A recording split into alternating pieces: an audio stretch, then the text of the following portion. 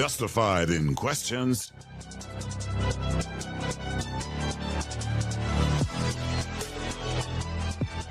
justified in getting answers.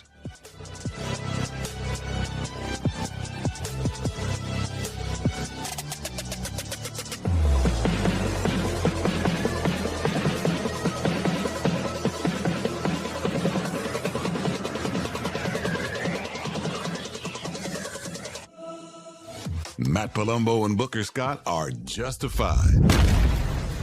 This is the PB&J podcast.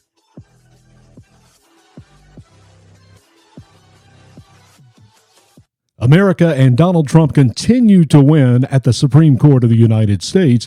And what about New York? Are the Socialists taking over there? It's hard to tell after last Tuesday. I'm Booker Scott. This is the PB&J podcast alongside Matt Palumbo. Matt, I hope you had a great week, and let's get this thing going tonight. Same to you. Well, where do we start? You want to start, I guess, Tuesday night and what happened in New York. I think that's probably the best place to start.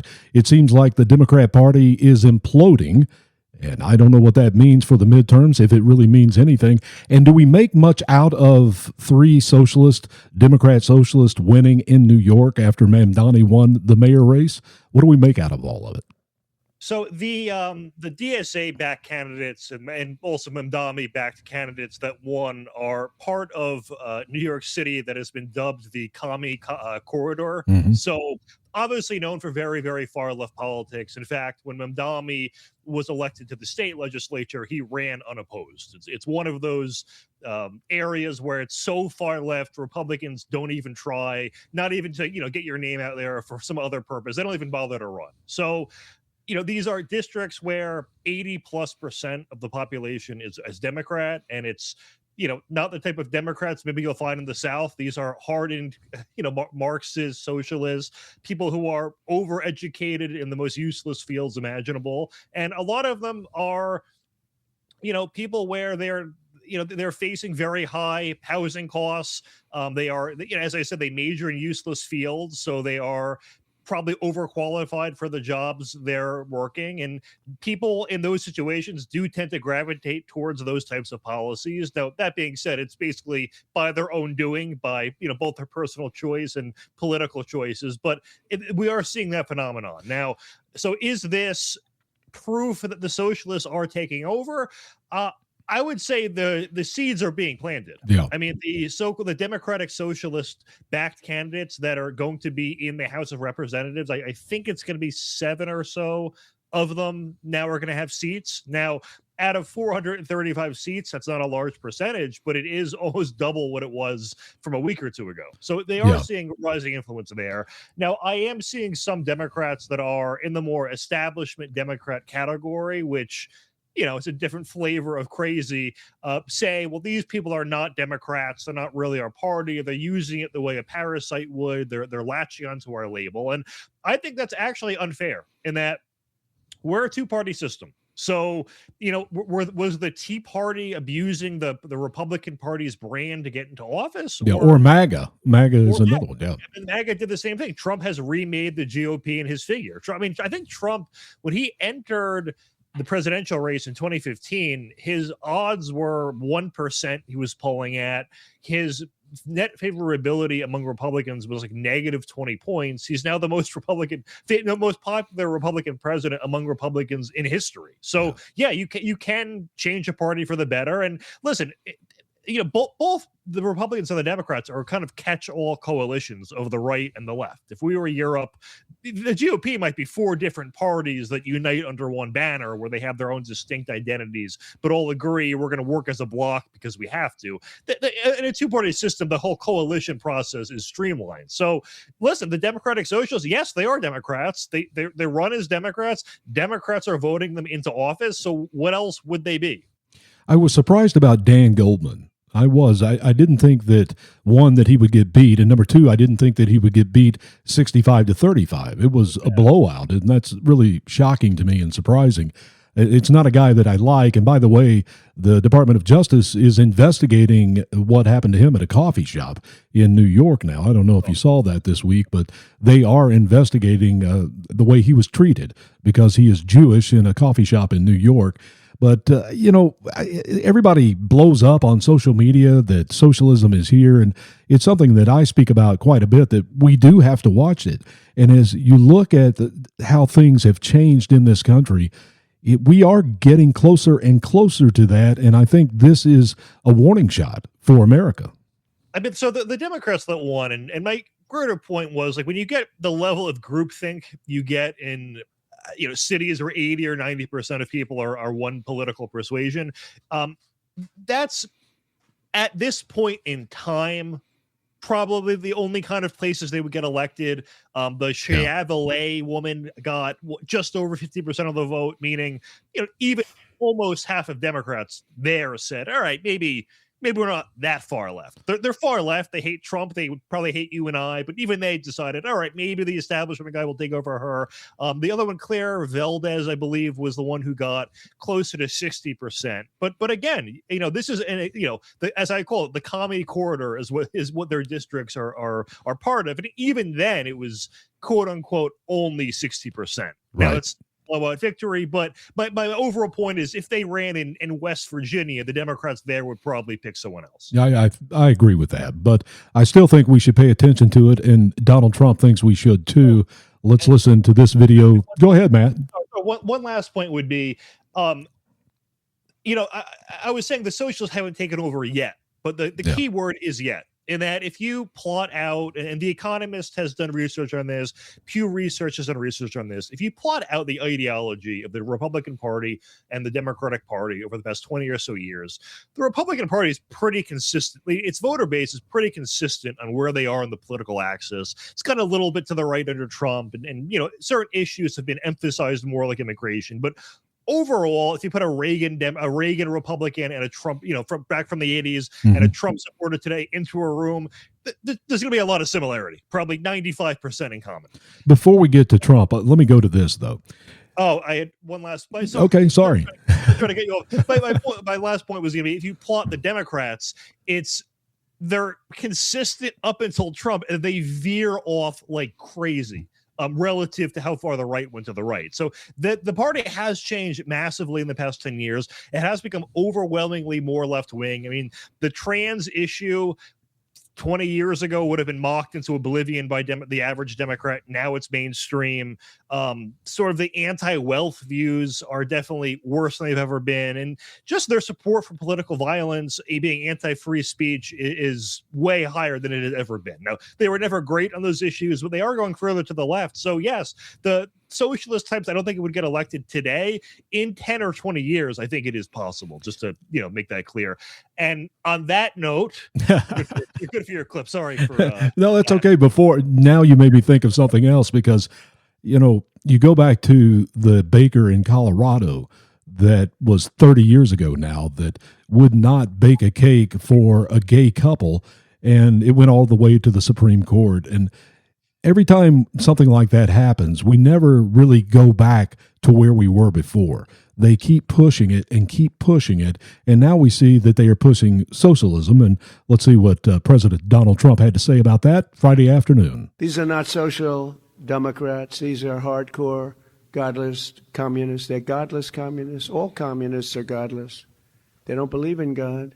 This is the most serious threat to our country since its existence, in my opinion, 250 years ago. This is a major threat to our country. It isn't something that's easily solved, but with a little love and help, some hard work. Because it's ironic, we're celebrating a very important birthday, our most important birthday so far, 250 years. And instead of speaking about Christ, and instead of speaking about freedom and victories of all different kinds, we're speaking about yet another threat to the foundations of America. These ruthless communists will attack all religions, but in particular Christianity. They always do. They're after Christianity more than any other religion. It seems to be more and more throughout the world, maybe because we're doing so well. I don't know. And he had a few more comments after that, but I think Donald Trump is signaling the alarm that all of us should pay attention to. And Matt, is this something that can be used in the midterm after what happened in December? Can the Republicans create a fear in people to get them to actually go vote because there has been such apathy of the Republicans ever since last November? Is this something that they could use to actually get people to go vote? Well, God, I hope so. I mean, I know the RNC has over $100 million in cash on hand. The DNC is a few $1 million in debt, which I guess is a metaphor for their governance. But so the RNC does have a huge cash advantage. It's just a question of, is that enough money, on a national scale to offset the deficit the incumbent always had? And we've talked about this in your other shows in the past, that, Bill Clinton had very positive economic numbers and still got, it was a blowout against him when it came to the midterms. And basically, I don't think there was a single example to the contrary we could find where the incumbent gained seats. So, that is the unfortunate reality. Could this time be different? Perhaps. I mean, the one woman I mentioned, Chiavale, I know I'm mispronouncing it. She is certifiably insane. She makes AOC look normal by comparison, which it kind of says a lot. And that, well, I should say, she probably has identical views as AOC. AOC is at least smart enough not to say them all out loud, but she wants to abolish prisons. She tweets about how, I couldn't find a napkin to wipe my hands, so I wiped it on the American flag. Reparations. I mean, I guess that's kind of mainstream at this point, but they have made a lot of incredibly insane comments. And there are people too where, we think of socialism and communism as economic systems, but they all also have views about nationalism, about the social order, about the role of law and justice in society that are antithetical to Western civilization. Chevalier has made comments about wanting to abolish Western civilization. They just want policies of misery for everyone. The one of them, Claire Valdez, is now talking about eliminating TSA pre-check because she wants, she hates waiting in the TSA and hates seeing people go faster than her. Therefore, we have to get rid of it. It's like, what, it's not that expensive. It's like $50 or something to buy, I think. It might be 100 tops. It's not a lot of money. So you could also just buy it for yourself. But, it's just politics of envy, politics of misery. We're always hearing them talk about, if only rich people redistributed their assets. If only we repurposed this system that a corporation created. Think of all the good it could do. It's never, hey, you know what? We should make our own version and give it out for free. Or why don't we start our own company and we'll give all our employees shares in it because we're socialists and we want to share equally and we'll do it ourselves. No, it's always, let's wait for someone else to do it for us and then let's steal it. So that's the ideology that underpins any of them. And it's the kind of people who I don't think could manage a high school group project now want to manage an entire country. Right. And let's keep them away from the country if we could. And like you said, it's 7 out of 435 in the House of Representatives. It's hard to get track. I know there was 4 or 5 at one point, but I think Richie Torres got kicked out of the DSA for not being anti-Israel. I think Summer Lee either left or was kicked out. So I think it was 5 or 6 at its peak. There was a few that got kicked out or defected. Corey Bush and Jamal Bowman, I think, were part of it and left. So it's like, I believe it'll be 6 or 7, but it's, harder to keep track of for that reason. Yeah. Well, pay attention to it, but don't get worried about it. And let's move on from Tuesday night in New York City. And let's go to the Supreme Court because there were some big decisions that came down this week, and Donald Trump continues to win in the Supreme Court. Regardless of what we think about the activist judges across the country that have done everything that they have done over the last 18 months, and you know what that is. We have watched it. And by the way, Matt, you know that the activist judges only exist because the Democrats decided to nuke the filibuster back in 2013 when Harry Reid was the majority leader. And by nuking the filibuster, that means that it only takes 51. And over the last, since 2013, you've had Barack Obama and Joe Biden do the majority of the appointing of federal judges. And when you only need 51, you end up with activists. And that's what's happened. But in the Supreme Court is the backstop for where these wacko judges get away with doing things, that's where things stop. And luckily, the things that came out this week are going to make a huge difference at the border and for illegal immigration, going all the way back to the first day of Donald Trump's 47th presidency. He signed some executive orders, and they went straight to court, and they've been held up until now. And now there's some big decisions that came out. Oh, I thought there was a clip going to be played soon. Not yet. No, it's coming. Sorry.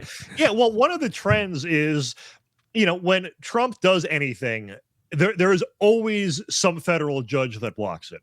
But the higher you go in the appeal process, the less success the activists have. And then once you get to the Supreme Court, it's, I think, 90+% in Donald Trump's favor. So, yeah. I know they're going to say, oh, that's because it's, he rigged the Supreme Court in his favor. But Amy Coney Barrett's not as reliable as you'd think.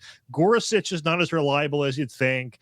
And there's been a number of cases where it's unanimous in Trump's favor, or, it's not always the usual suspects going against him. So, maybe it's just the case that activist judges are using any justification to get what they want. And it's always the same group of judges. It's like Boasberg, Sparkle, what a great name, or some judge that they're all often, or it seems more often than not even born in this country. They're always some foreign-born person who has no connection to this country, who is doing the bidding of the left for activist purposes, and are ruling on these cases the way you kind of expect someone from that background too. It's of course they want more foreign people in the country. They want the country to be more like them, which I guess is maybe a natural desire, but it should not be dictating our law.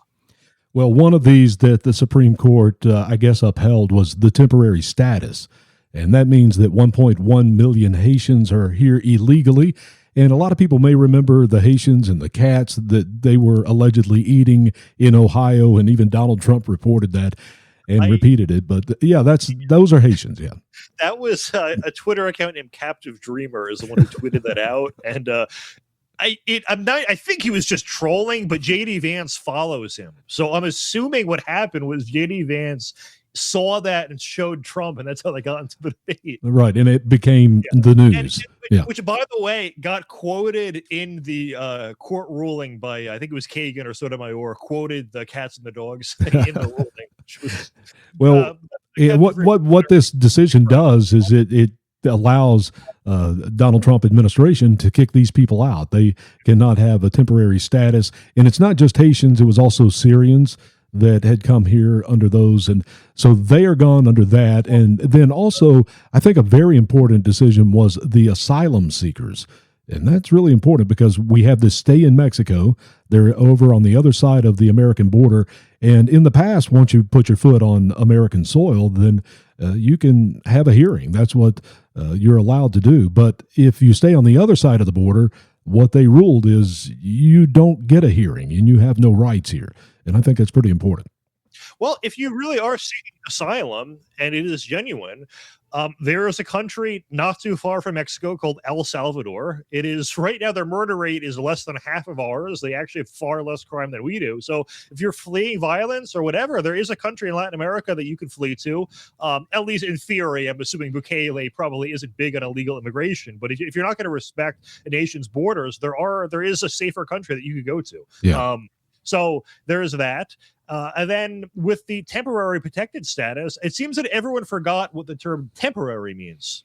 Even, the refugees who went to Europe from the Syrian war and all that, the deal was supposed to be, and I'm guessing the people pulling the strings knew it. They wanted it to be permanent, but the deal was supposed to be once the war is over, you go back, and the war is over. Granted, they got a former Islamist in charge, but they are stable. It's not a war anymore. So you do have a country to go back to. And with Haiti, it's bizarre that we're seeing this framing like, it's such a violent country they can't go back to it. We need to take more people from Haiti. Mm-hmm. Really? So if we suppose it's the most violent country in the world, if we imported everyone from that country, what do you think happens here? So, or the flip side of that is actually the Haitians have been great here. They're such great workers. They work hard. They want to support their families. Okay, so then would it deporting them to Haiti improve Haiti for everyone else? So which, you got to pick one argument, and neither really work for them. Yeah. Let's go to Kami Mamdani in New York, the mayor of New York, and he's going to protect the Haitians, and this is going to be interesting to watch. Here's this clip. We saw today the Supreme Court make a decision that is putting so many people's lives in jeopardy. And I just came back from a rally with 1199 as I stood alongside a number of Haitian New Yorkers who are concerned about what this means for their status in our city. And frankly, this city, the one that we love, is one that has been built by so many from so many different parts of the world. And that includes our Haitian brothers and sisters, our Syrian brothers and sisters. And we stand here ready to be in solidarity with all of those who are concerned by today's decision. And beyond just language of solidarity, actions of solidarity. Now, what that means when it comes to our city is if you are worried about what this means for your status, if you're worried about what this means for your family, I would encourage you to call our Mayor's Office of Immigrant Affairs hotline. And you can do so at 1-800. So what does it mean for Haitians? It means they're out of here. What is he doing? Is he, he's trying to break the law, isn't he? Yeah, thank God we have Haitians to thank for building New York City. It's the first time I've heard that. So the Syrians have been here for 10 years. So listen, I don't want to deny that, people who are here working are obviously helping the country. I mean, I still think they're taking jobs and bidding wages, but at least they're not on welfare if they're here working. But listen, when we talk about America being a country built by immigrants, up until the last 60 or 70 years, 90 to 95% of them were from England, Ireland, Italy, and Germany. So, if we're going to have to give credit, maybe we should also give credit to the people that actually built the country, not the people who jumped in front of the parade and said, look, we're leading it. It's like, well, I guess you are now, but rewind a little bit and you're not. I also couldn't help but notice he had the non-trans pride flag behind him, which I call the Republican pride flag at this point. So, and are you still having a good Pride Month? I don't practice. Well, it's almost over. Thank goodness. We're almost through it. Let's.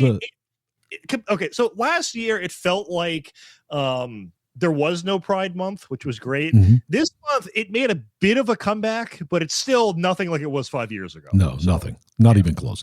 Let's go to Stephen Miller. He kind of echoes what you said a few minutes ago. Do you expect the administration to deport anyone who loses TPS status as a result of this ruling? Well, of course, if you no longer have status in this country, then you're supposed to be deported. And in particular, in the case of the Haitians, the Biden administration flew over vast numbers. It's hard to know the exact number, but probably more than 1 million illegal immigrants from Haiti. That's not counting the border crossings into the United States. So these are people who've only been here for a few months, who are receiving welfare, whose all their ties, all their social connections, all their family is back in their home country of Haiti. And of course, that's where they should go. Yes, so, Matt, the Haitians and the Syrians are going to be gone.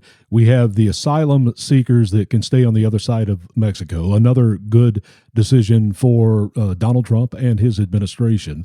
There's another one also, which I'm going to get to, but I want to go to Ron DeSantis, the governor in Florida, who has been doing a fantastic job. If you remember Alligator Alley, do you remember that? Alligator Alcatraz? Alcatraz, I'm sorry. Not Alligator Alley, by the way, is the road between... It's the road between Miami and Naples, Florida, is Alligator Alley, and that's where Alligator Alcatraz is. But anyway, it was a place to bring all the illegals into one place, and then they started processing them. He did a press conference on Thursday. Here's what he had to say about that, because Alligator Alcatraz is closing. No. Yes. Wow. I believe. But in terms of us managing this facility, to the minute that's no longer needed, then we obviously would break down to the facility. And so Alligator Alcatraz fulfilled the role that it was designed to serve. Today, it now has 0 detainees. It has helped remove many, many dangerous people from the street and get them out of not only the state of Florida, but the United States of America. The detainees that were here are still in federal custody. The demobilization efforts here at this facility are underway. We stood this up. We surged critical resources. We built critical infrastructure. We were able to manage very complex operations, and we were able to efficiently execute the mission when called upon. Governor Ron DeSantis did a great job with that, and he also did a great job with some George Soros things. I'm going to get to that here in a few minutes, but before we do, there was one other ruling from SCOTUS last week, and it had to do with immigration officers and their ability to check people with green cards. And I don't know, did you catch that? It came out on Tuesday. It was a 6-3 decision. Clarence Thomas, he held that federal immigration law does not require border officers to have clear and convincing evidence that green card holders have committed a disqualifying crime before preventing them from re-entering the country. So that was something that came out Tuesday. I don't know that many people paid attention to that one. 6-3 in favor of that ruling? Yes, it was 6-3, yes. Conservatives. Good. All right, very good. And with Alligator Alcatraz, I wish he did quote some numbers on how many people they were able to process and deport and all of that. I mean, if it really is no longer needed, at least in that location, I would hope that means there's no more illegals there. But, I don't know what percentage of Florida's population is here illegally. And where I am in Jersey, it's probably upwards of 10%. I would imagine it's, I guess, less there, but given its proximity to the border. But I guess with New Jersey, it's not exactly near the border either. So hard to know. But hopefully it's mission accomplished there. Yeah, no, there were 24,000 they processed through. He did mention that. I didn't play that, but he did mention that in the press conference. So 24,000 is the number. It's 25,000 just in that area means they're all gone. Yeah, Alcatraz, they have been processed and they're wherever they're going to go, which is to a hearing, or maybe they've taken them out of the country. The process was to bring them there, have them be adjudicated, have their hearing, and then make a determination on what to do. It was an old airfield down there in the Everglades, and that's what they did. They transformed it into a place to hold the illegal immigrants, and now it is closed. Let's move from there. But before we do, let me thank everybody for watching on WD American's Facebook Live feed. Thank you for watching us. And if you're watching us on talkred.com, thank you for doing that, whether it's on a Getter feed or anywhere else. We really do appreciate it. You are watching the PB&J podcast with Booker Scott and Matt Palumbo. Let's talk about the Obama Library. That's something we have not talked about on the radio show or here. So take it away. It's a disgusting eyesore. There's something about the left in architecture where they just want everything to be ugly. Like, you can immediately tell a building is from the former Soviet Union and one of its constituent countries because it just looks like a demoralizing eyesore that makes you want to die and, I guess, turn to alcoholism, which did happen there. So maybe it's mission accomplished for that. But no, the left just loves, sort of general ugliness. And we saw with the whole construction process too, they were trying to outsource it to only black firms, and then the black firms were claiming that Obama was engaging in racism against them. And it's the whole, I know I've used this the second time I'm making this kind of comment on the show, but it is a metaphor itself for the left in that everything they do is ugliness. Whenever they try to placate their own side, it just backfires against them. When you are dealing with people who view everything as a racial grievance, if you try to accommodate them, even your accommodations will be viewed as such. Now, one part of this story that has been sort of buried in the media is when they had an opening, when they opened it, they had a VIP list of people who were invited to go. Among those invited and present was Bill Ayers and his wife, Bernadine Dorn of the Weather Underground. Now, many people may recall during his campaign in 2008, his relationship with Ayers did come up quite a bit as a controversial issue. He tried to deny, having any meaningful connection to Ayers, but yeah, turns out that two former terrorists, did get a VIP invite to his library. If there were no people in the building, this is one building I would encourage the Weather Underground to bomb for the good of all humanity. But just joking for obvious reasons. But for everyone's eyes, I think it would be a plus. Well, they spent $850 million on that library. It cost $30 to get in. And have you paid any attention to all of the black contractors that are upset because they have been stiffed? They are owed millions of dollars. Keep an eye on that. That's going to be interesting as we go through that. I didn't realize they had actual grievances. So. Yes, no, they're not getting paid. That's a grievance for sure. It's a grievance for me anyway. John Bolton, he was finally, he pled guilty on Friday. Let's go to this clip. This morning, just moments ago, John Robert Bolton II pled guilty in federal court to the unlawful retention of national defense information. According to the terms of the plea agreement, Mr. Bolton faces a maximum sentence of up to 5 years in prison, followed by a term of up to 3 years of supervised release. He will also pay a fine of $2.25 million and will forfeit his pension under the HIS Act. Thank goodness he's going to lose his pension. The last time you and I talked about this a couple of weeks ago, it was a $2 million fine. Both of us sort of agreed that he's probably not going to go to prison, although he could get 5 years. I doubt that he will. I still doubt that he's ever going to go to prison, but $2.25 million, that's a pretty good fine. Yeah, I mean, it would have to be way more money than he made from his book. And that, I mean, if he's getting a 10 or even a 20% royalty, that's what, a 10 to 20 plus million in sales you would have to do to make that back. Yeah, would he do that much, you think? Are people interested in what he has to say? Well, that's my point, is there's no way it's anywhere near that, amount of sales. So, yeah, I mean, you'd have to sell probably 1 million copies to make that kind of money. So, Well, you sell books. Books don't sell themselves. I don't know. I have one I sell, and it's not easy.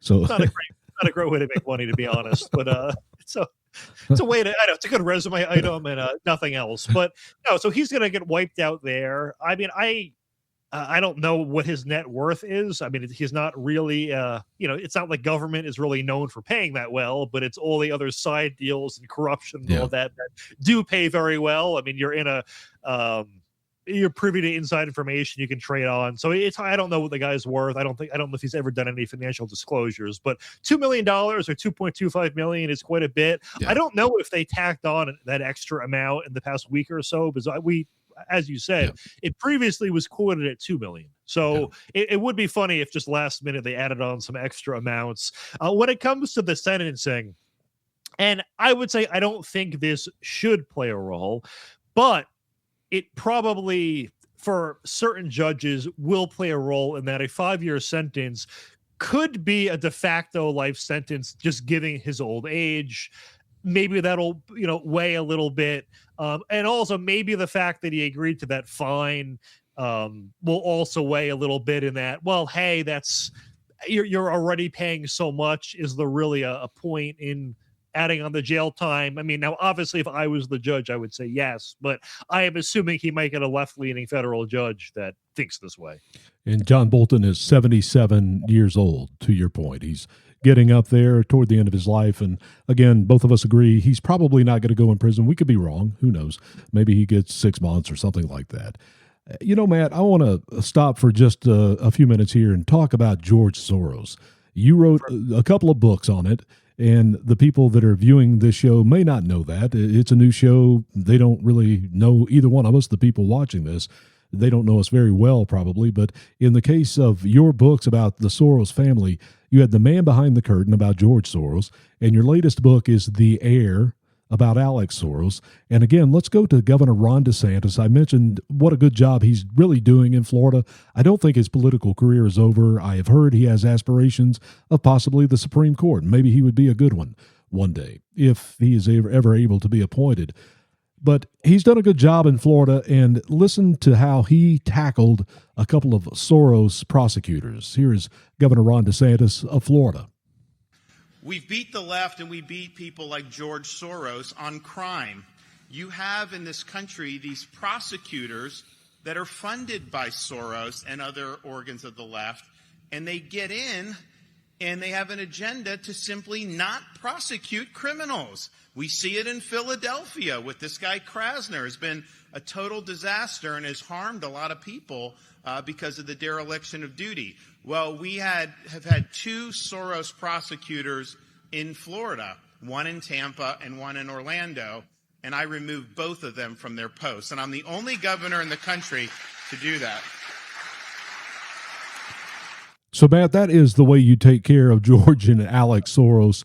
But a little bit, tell people how George Soros has gone about this, because years ago, decades ago, he decided that, $20 million will go a lot further with district of attorneys in places like St. Louis and Minneapolis and Manhattan than it ever would in a presidential race. And that's really where he kind of started to poison America and the judicial system, and he really did a really effective job. And now he's passing it over to Alex Soros, The Heir, which is your latest book. So talk about the Soroses a little bit. Yeah, I guess George Soros was a bit late to the game in learning the old adage that all politics is local. But not only is it local, it's way more easy to influence. In that a lot, listen, most people, if they're ever going to vote, it's in a national election and we get 30 or 40% turnout in those. If it's a district attorney election, like I will admit, as someone who's dialed into this, I can't think of the last time locally I've ever seen an advertisement for a DA election or when to turn out or anything. So it's something you have to kind of know to look for. And these are races where maybe 10% or fewer people turn out. And when that's the election, you can push extremely unpopular candidates. In that, if you're a candidate that represents, I don't know, views that are 10% of the population, but the other 90% that's against it, only 5% of them turn out, well, then the unpopular guy is going to win if you can mobilize that core batch of crazy people. Mm-hmm. And George Soros, when he goes local, he will spend hundreds of thousands of dollars to millions of dollars in elections where the other guy is getting maybe 10% of that. And it basically guarantees a victory, and not quite guarantees, but it's a 90+% success rate. So that's how he's been doing it. And they're all, once one Soros DA, you kind of know them all. It's just, what crazy cases have they made them a national name. But it's a lot of people that are against the death penalty, that are sort of for infinite second chances for criminals. They're against any sort of drug regulation whatsoever. They're against what they call crimes of necessity. So if you're a shoplifter, well, we can rebrand you that as a crime of necessity because surely you were one meal away from starving and that was your only option. Or things like graffiti, well, they don't count that as a crime. It's who's the victim there, so we won't enforce that. And they're all hypocrites. Like there was one, I think it was Deanna Becton, who decided, we're not going to prosecute people for vandalism, including graffiti, anymore. And within a few weeks of her making that decision, there was a couple that vandalized a Black Lives Matter mural with graffiti. And guess what? That she was able to make an exception for that. So, it's not just are the laws weak or strong? It's what laws get enforced. And there is a friend-enemy distinction in politics, in that if the criminal is someone they sympathize with, they're going to get away with it. If the criminal is someone they do not sympathize with, the law all of a sudden is going to come down 1,000 pounds on their head and smack them across the face. So it's not just they won't enforce the law. It's a question of who are they not enforcing the law against and who are they enforcing it for? And we see this a lot with the Soros DA type people. I mean, Chase Boudin in San Francisco, who got ousted, was a big one who just decided, shoplifting, go ahead, not a crime anymore. And there was videos every day of people filling up a garbage bag at Walgreens or CVS or whatever they have there and walking out. And there were security guards who do absolutely nothing. There was this paradox in San Francisco where the theft rate, it actually looked like it was going down, but it was because no one was reporting thefts because the cops couldn't do anything. So there was a month when Chase Boudin was still in office where there was a single target location, one store in San Francisco, and they decided, you know what? We're going to report every single shoplifting incident to the police just for this 1 month. Yeah. Now they stopped because nothing actually ended up getting done. But for 1 month, they reported every shoplifting incident to the San Francisco police. The shoplifting rate for the entire city doubled that month from one store reporting all their thefts. Now, there are tens of thousands of businesses in San Francisco. one of them was enough to double the crime rate. So it just goes to show like just how masked the extent really was in the official statistics. But when it comes to crimes that actually pretty much always get reported, such as, violent assault or murder, we saw the George Floyd, there was a George Floyd effect was especially pronounced in the cities that had Soros DAs. Most of them saw violent crime rates and homicides double, and those are, as I said, are very reliably reported. So it's been a complete disaster. I mean, the left, it's so bad that the highs of 2020 and 2021 have come down quite a bit, and in blue cities too.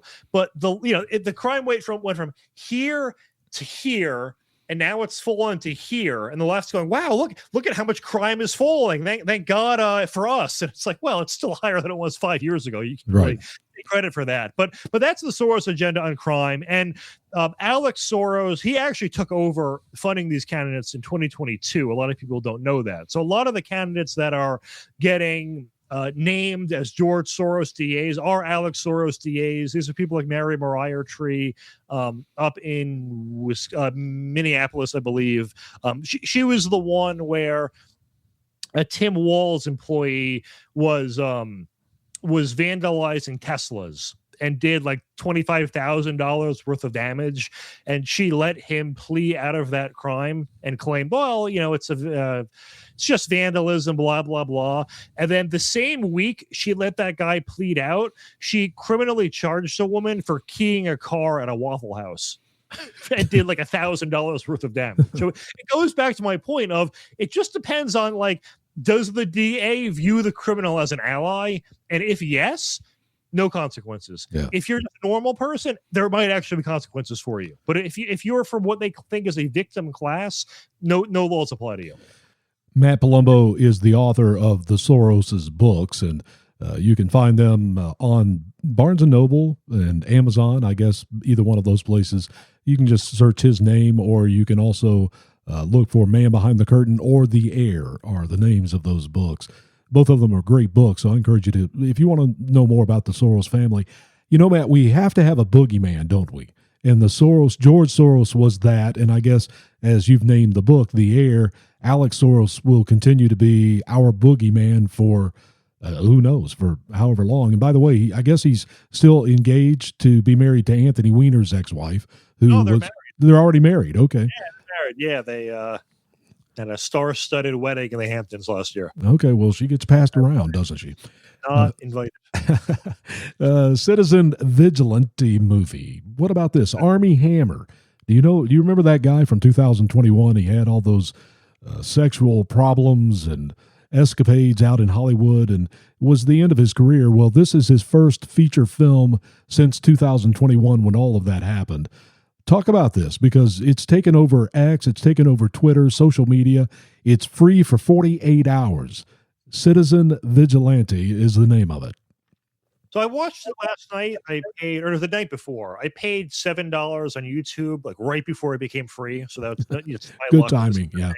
Not like it's breaking the bank or anything, but would have funded the movie candy. But I liked it. It's not high culture, it's not high art. It is a movie you unplug your brain and watch. If you like, the sort of like John Wick or Expendable movies, it's just that, but with migrants and migrant rapists instead of random characters. But no, I thought it was good, and it's one of those things where even if you don't like the movie, the fact that it could be made says something. And the fact that a mainstream actor, granted they tried to cancel him, the fact that he would agree to it, I think says a lot. I don't know. I was more impressed that the movie was made, and when 99% of movies with a message are in the other direction, it just does feel refreshing to see one kind of go your way. Well, so I recommend it. Let's watch this video from it. I have some video from it. So here is the beginning of that movie, just to give you an idea. The nation is gripped by fear as a wave of shock sweeps the country. A mother was murdered in broad daylight in front of her child by another suspected undocumented migrant. Parents were afraid to let their children play outside, and many women avoid venturing out after dark altogether.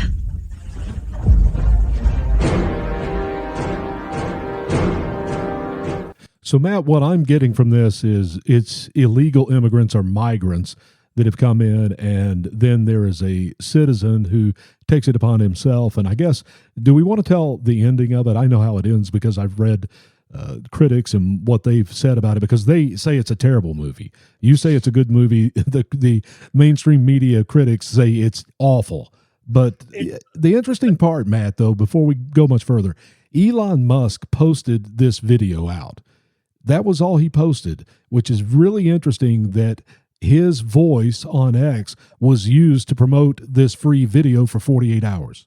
Yeah. Well, so he posted the full movie as well, which I think is what you're referencing. Yeah. My wife says he paid, I think, $10 million to the filmmaker, like for the rights to do that. Okay. So that's cool. I mean, the filmmaker teased a second movie, and he made an AI poster, and it was the poor Ukrainian girl who got murdered on the train was in the movie poster. So I don't know if he's going to use that as a model for the next one. Maybe it's an American version.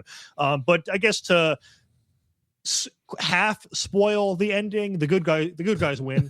Obviously, I'm not going to go into much detail, but and it's not just migrants that are the bad guy in the movie. He's a kind of catch-all vigilante who's against any sort of social disorder, whether it be people stealing or not paying their bus fare and all that. And it's there's not even really a central plot. It's just him kind of going around enforcing the law. He also targets some of these judges that are letting rapists and murderers off easily. So it was just, I don't know, sort of nice to see a mindless action movie where the people who are the victims actually kind of deserve it for once.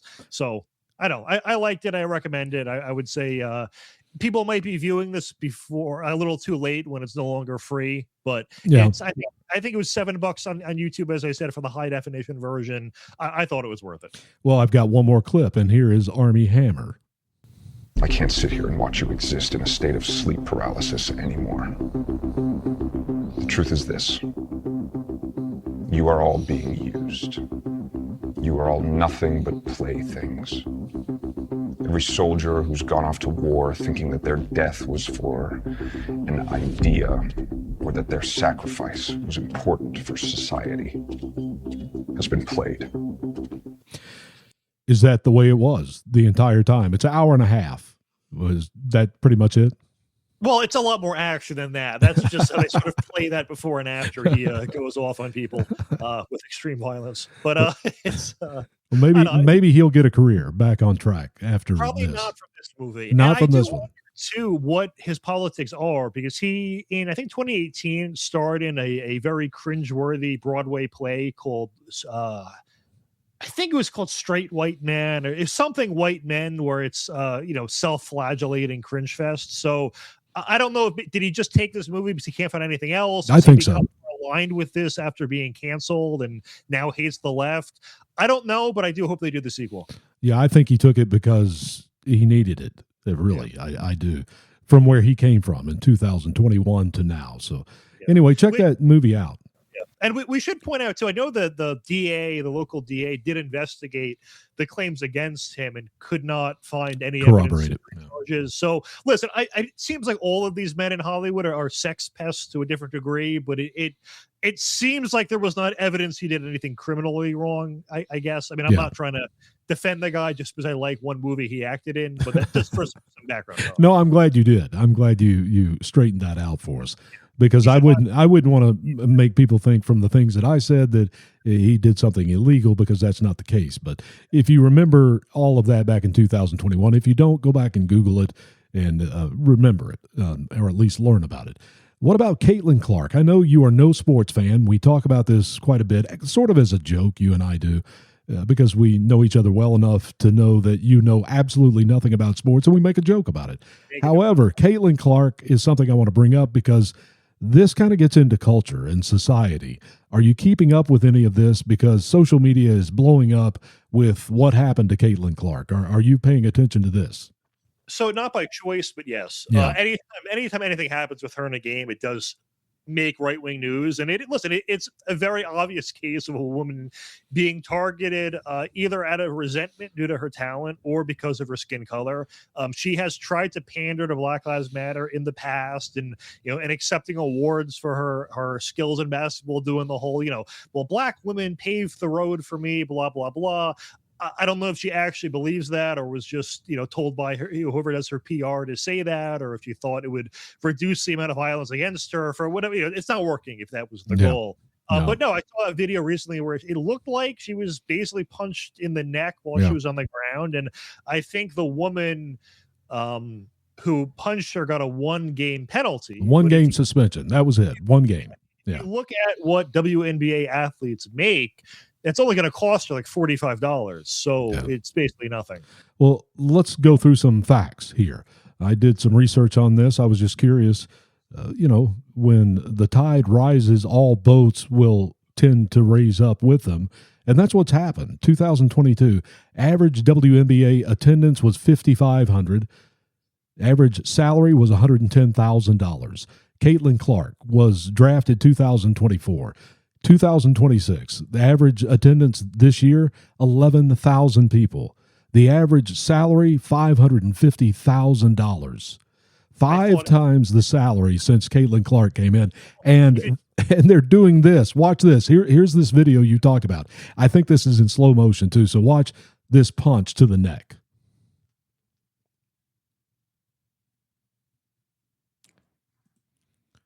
The eye contact, it wasn't you pushed them and then, oh my God, sorry. It was clearly deliberate. I was only smiling as the video played, because I was going to say, it wasn't in reaction to the video. I was going to say, when I said the 1-day suspension will cost the woman $45, I didn't realize the salaries had gone up that much. Yeah, 5 times. I thought they were making like $50K a year, in which case it was a tongue-in-cheek. Well, they did not too long ago. They were making 40 or 50,000. A lot of them had to have different jobs in the off season, kind of like the golfers.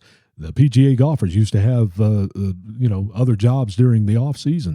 Same thing for WNBA. Nobody went to the games. I would rather watch paint dry on a wall than watch their games. My daughter happens to love Caitlin Clark and inspires her.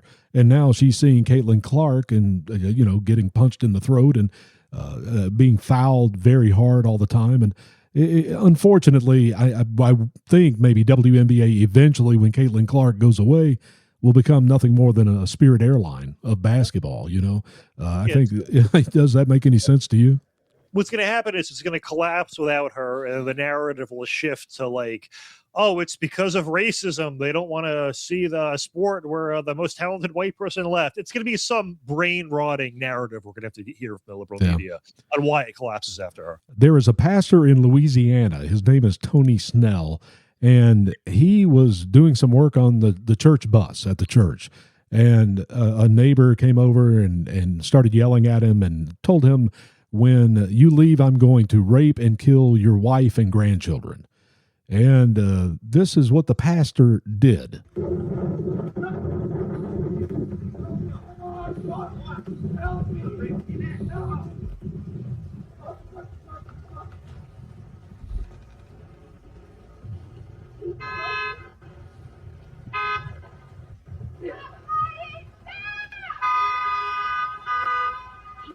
Now, Matt, this video goes on and on. He ended up getting this guy on the ground, had him on his stomach, and was wailing away at his head. He was arrested, obviously, for assault.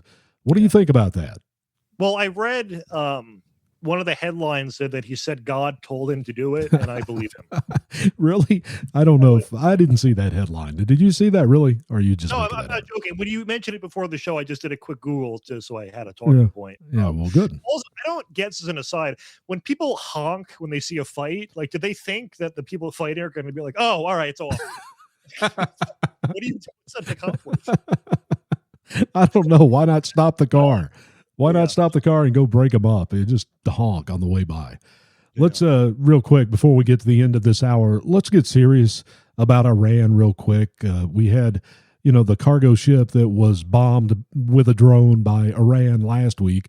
And then Friday, Donald Trump and the Trump administration decided to respond and retaliate for that But you had Marco Rubio that is quietly working on peace between Hamas and Israel in Lebanon. Let's go to this video. God bless Israel. May God bless Lebanon. May God bless the United States of America and all those who pursue peace. Thank you.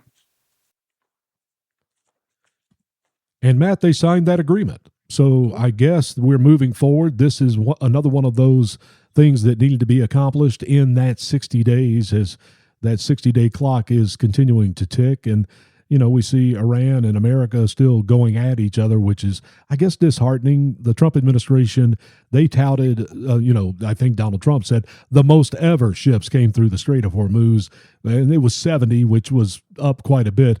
That's not a record. That's not the most ever. On a regular day before all this started, it was about 100 ships, but we had oil down below $70. So who knows? Maybe things are progressing in that 60-day time period. I mean, let's hope so. I mean, we had the ceasefire with Iran, which has already been violated by them. We had a ceasefire between Israel and Hamas in Gaza, and I think there's been 1,000 or so deaths since the ceasefire took effect. So let's hope it sticks. But the precedent so far has been that it's not really sticking. It's just an improvement over what the status was before it. But I think everyone is hoping for peace at this point. I think we now have the benefit of hindsight, and it does seem that Israel convinced Trump that this was going to be another one of his sort of one-off strikes that in the past has always been a success. This time we got drawn in. Now, I'm Monday morning quarterbacking a war, but I think we probably should have not have gotten involved in this one really at all. I'm not sure what exactly we ended up gaining by the end of it. I think we look for the Supreme Court coming with birthright citizenship, the first of this coming week, and because it's the end of their calendar. June 30th will be the end. I think they're going to go one more day beyond that. So look for that coming. Anything else on your radar this week? No, that's the big one. And it's this weird case where the consensus seems to be they're going to go with precedent and uphold it. But I think the precedent is wrong. And I thought the Supreme Court's job is to figure out if it's right or wrong. So we'll see. The betting markets are against us. The consensus is against us. But I'm holding out hope because it's a birthright citizenship is just a recipe for disaster. You could come here for one day, have a kid, and you are automatically entitled to what could amount to be hundreds of thousands of dollars of benefits over your lifetime. And it's not even, enforced in that if, a kid here is born and then let's say they go home. It's like this happens more with like Russians or wealthy foreigners will come here, have a kid, and then bring their kid back home and keep the citizenship in the U.S.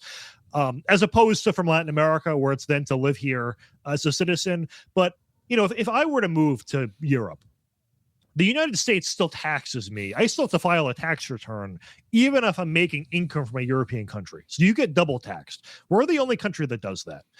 When we have anchor babies be born here and then grow up in their home countries, do we apply that to them? And the answer is no.